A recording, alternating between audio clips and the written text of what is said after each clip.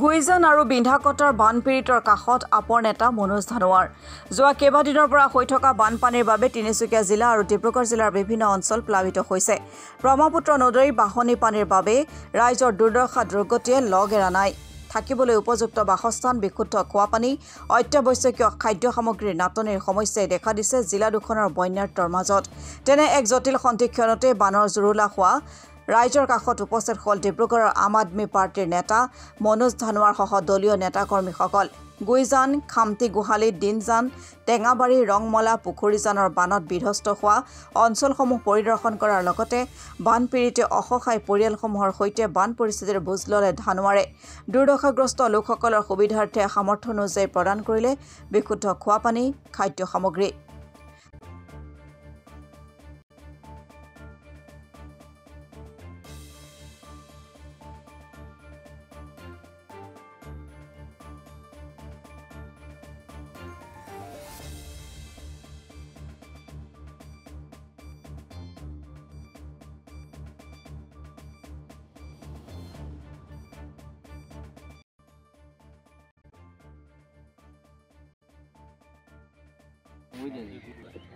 Olu mau phone namai bi bili ako mai এই দাদাজন নাও চলাই আছে যে তার ঘরে হইছে এসটো লাল নাও গৈ আছে আপোনাৰ ঘৰ নি এনে ইয়াত মানুহ আছে নাই আছে হা তেওঁলোকে কি কেনেকে আছে কি বিছনাতে উৰি যাব ইটা চিটা দি কিনে উঠাই থৈছে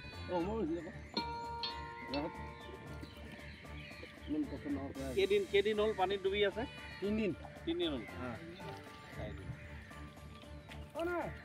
অলপ কমিবলৈ আৰম্ভ হৈছে নেকি কাৰণ পানী লেভেলটো ওপৰত কালিও দিনত এনে কমিছিল তাৰপিছত পিছবেলাত আকৌ বাঢ়িলেই বৰষুণটো ওপৰত আছিল ন অৰুণাচলৰ বৰষুণটো ওপৰত নে বহুতে ভয় লগা কথা আৰু দুখ লগা কথাও হৈছে আজি দিনটো আমি আগবেলা গুইজান অঞ্চলটোত আছিলোঁ তাৰ পৰা গুইজানৰ যিসকল বানপীড়িত লোক আপোনাৰ লাইকাৰ পৰা আহি উপস্থিত হৈছেহি তেখেতলোককো লগ ধৰিলোঁ আমি ৰিলিফ কেম্পত আৰু এতিয়া আমি এই অঞ্চলটো বিনাকটা অঞ্চলটোত আহিছোঁ ইয়াতো দধিয়াৰ পৰা যিসকল লোক আহি উপস্থিত হৈছে বান বিধ্বস্ত তেখেতলোককো আমি লগ ধৰিছোঁ কথাখিনি গোটেইখিনি চালি জাৰি চাই বৰ এটা ভয়ংকৰ দুখ লগা পৰিস্থিতি হৈছে যেন এটা অনুভৱ হৈছে কিন্তু মই চৰকাৰক আহ্বান জনাম এই বিধ্বস্ত লোকসকলৰ পৰা যিটো গম পাইছোঁ লাইকা আৰু দধিয়া সেই দুটা অঞ্চলৰ খুবেই বেয়া পৰিস্থিতি হৈ আছে তাতে এতিয়া হয়তো খাবলৈ এটা নোপোৱা নাটনি এটা হোৱাৰ নিচিনা এটা অনুভৱ হৈ আছে গতিকে প্ৰয়োজন হ'লে হেলিকপ্টাৰৰ ব্যৱস্থা কৰি হ'লেও খোৱা ৰিলিফৰ যাতে সামগ্ৰী চৰকাৰে তাত বিতৰণ কৰিব পাৰে তাৰ কাৰণে মই চৰকাৰক আহ্বান জনাইছোঁ আৰু ইতিমধ্যে আমি লগ ধৰিছোঁ এটা জেগাটো বুজো লৈছোঁ যে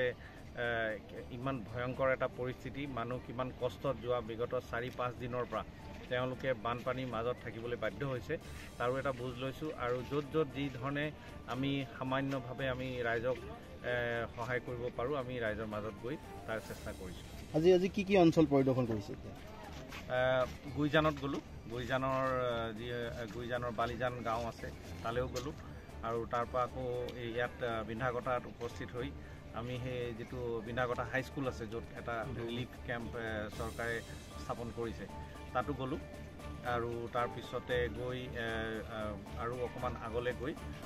যিটো বালিজান গাঁও পঞ্চায়ত আছে বালিজান গাঁও পঞ্চায়ততো বহুত জেগাত পানী বুৰি গৈছে তেখেতলোককো আমি লগ ধৰিছোঁ আৰু লগ ধৰি আমি ইতিমধ্যে এই জেগাত আমি উপস্থিত হৈছোঁ এতিয়া